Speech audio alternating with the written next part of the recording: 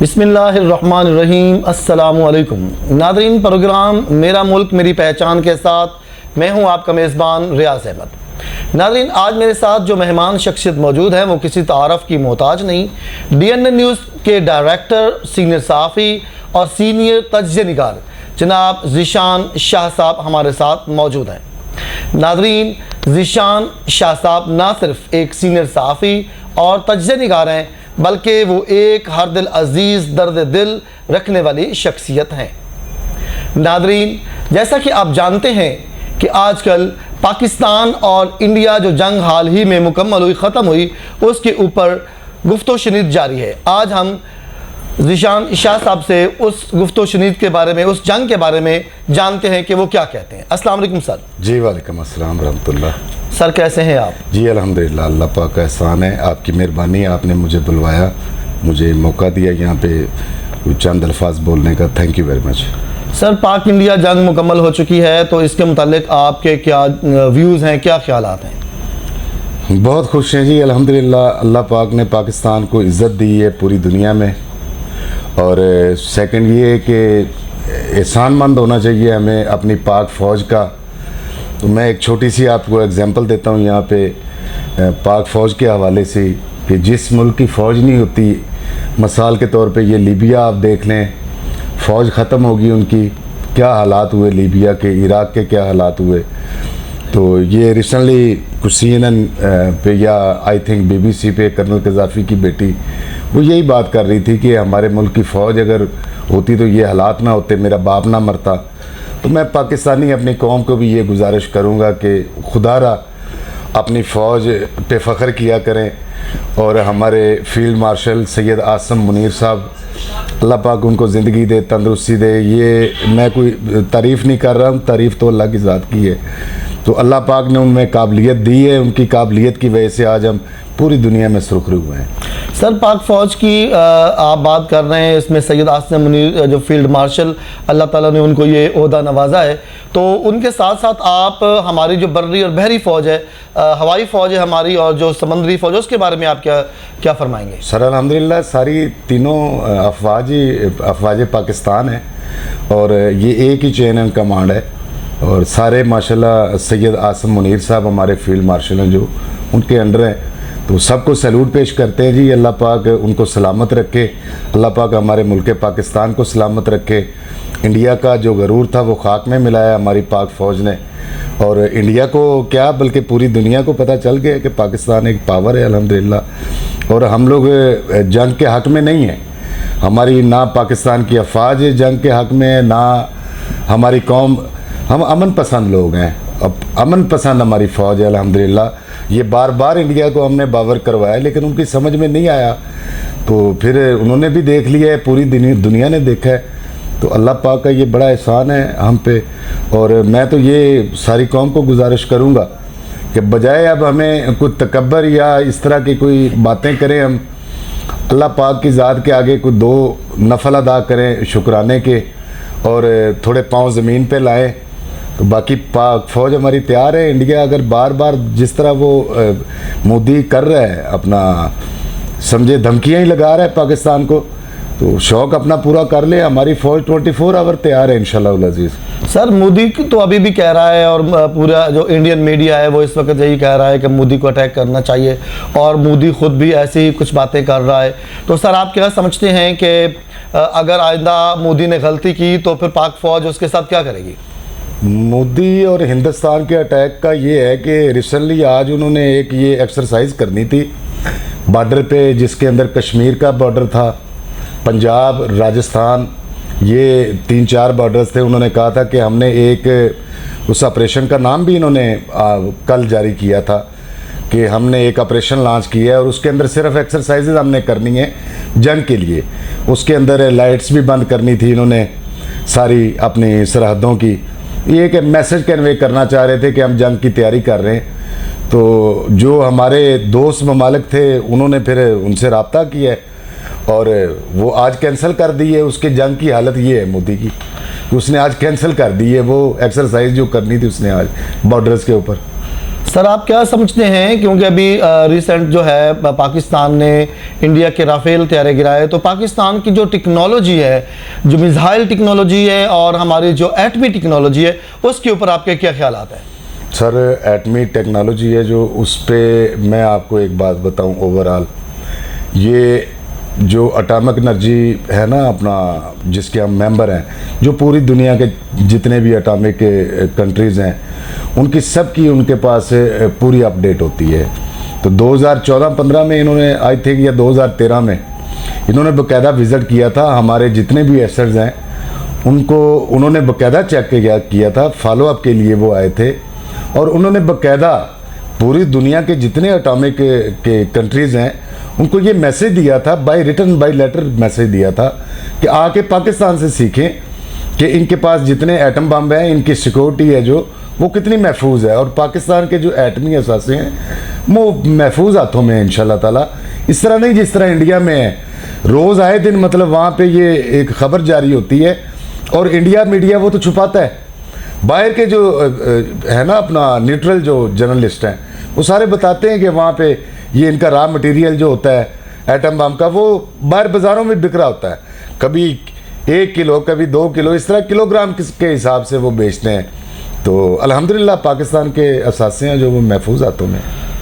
Sir Pakistan India जंग थम चुकी है, इसमें हमें कुछ अपनों का पता चला, कुछ गैरों का पता चला, तो आप क्या समझते हैं कि कौन से ममालिक ऐसे हैं जो कि हमारे बिल्कुल अपने बन के सामने आए?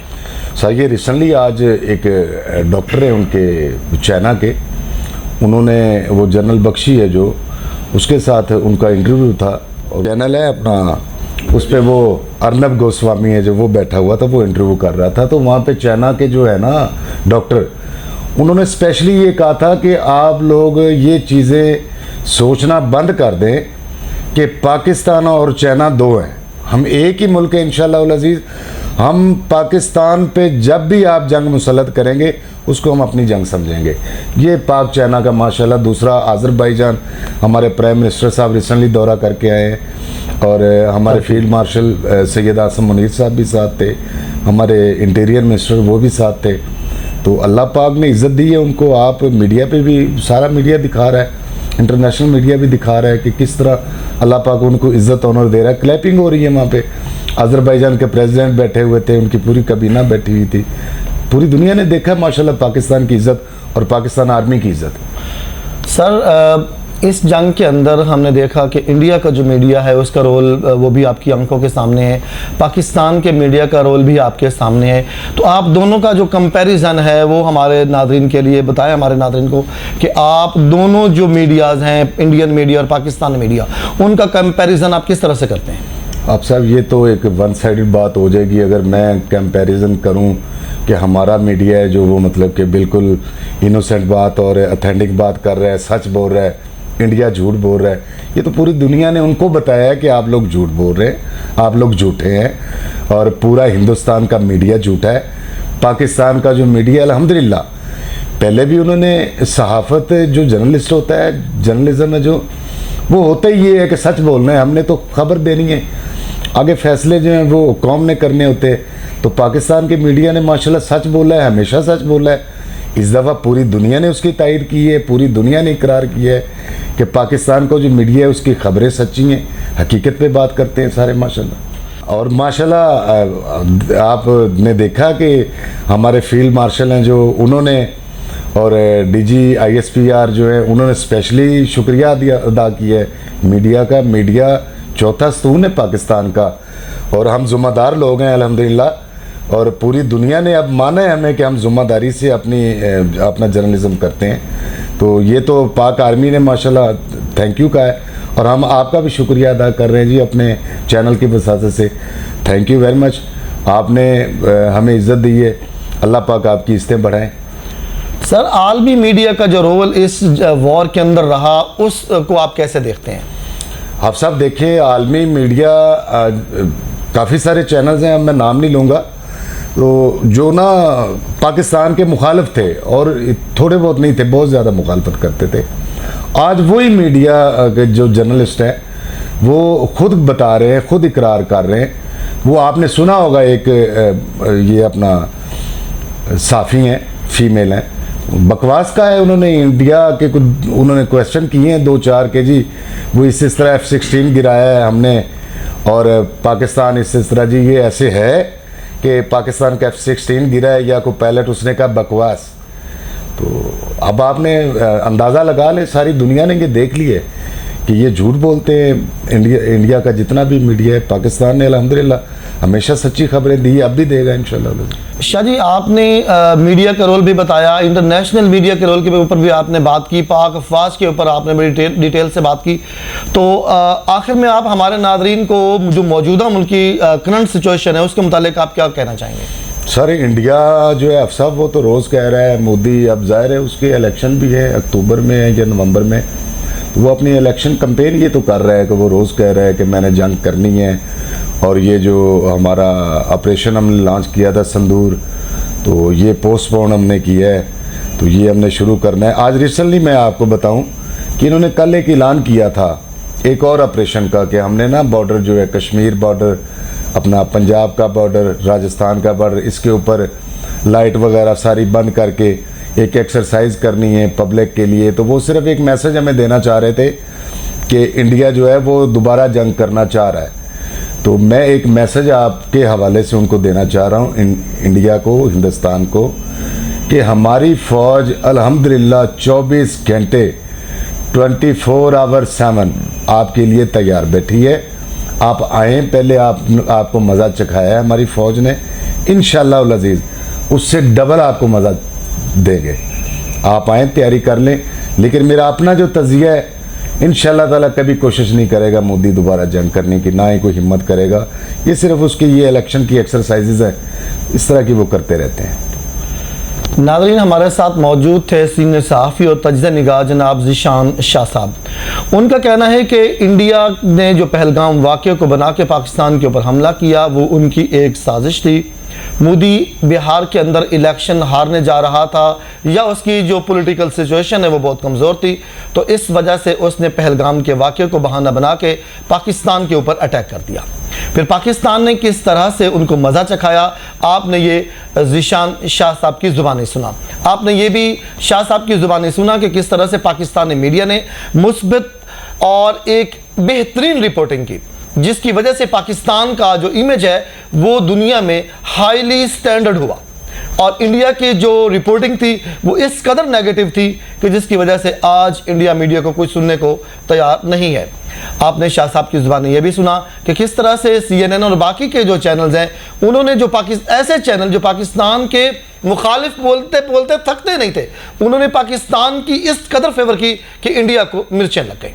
आपने ये भी सुना कि शाह साहब ने फरमाया कि पाकिस्तान के जो chief of army staff field marshal जनाब हाफिज सैयद आसिम मुनीर शाह साहब हैं, उन्होंने किस तरह पाकिस्तानी मीडिया की तारीफ भी की, पाकिस्तानी मीडिया के पॉजिटिव रोल को सराहा, ना सिर्फ सराहा बल्कि पाकिस्तानी मीडिया के इस रोल के ऊपर उन्होंने पाकिस्तानी मीडिया को सैल्यूट भी किया। आपने शाह साहब की ज़ुबानी सुना कि किस तरह से आज भी पाकिस्तानी फ़ौज तैयार है, पाकिस्तानी फ़ौज सोई नहीं, पाकिस्तानी फ़ौज जाग रही है 24 आवर्स 7 डेज 12 मंथ्स। पाकिस्तानी फ़ौज जागती रहेगी जैसा 1965 में जाग रही थी जब इंडिया ने कहा था हमने तो नाश्ता लाहौर में करना है। इसी तरह अब भी मोदी ने कहा काश मेरे पास राफेल होता, तो राफेल तो आया लेकिन फिर राफेल हो गया। नाज़रीन, उम्मीद है कि आपको हमारा आज का प्रोग्राम पसंद आया होगा। इंशाल्लाह हम इजाज़त चाहेंगे और ख़ुसूसी तौर पे मैं आखिर में शुक्रिया अदा करूँगा ज़ीशान शाह साहब का, जिन्होंने अपने कीमती टाइम में से हमें टाइम दिया। हम उनके तहे दिल से मशकूर हैं। इंशाल्लाह अगले प्रोग्राम में फिर आपकी खिदमत में हाजिर होंगे। तब तक के लिए अपने मेज़बान रियाज़ अहमद को दीजिए इजाज़त। अल्लाह निगहबान।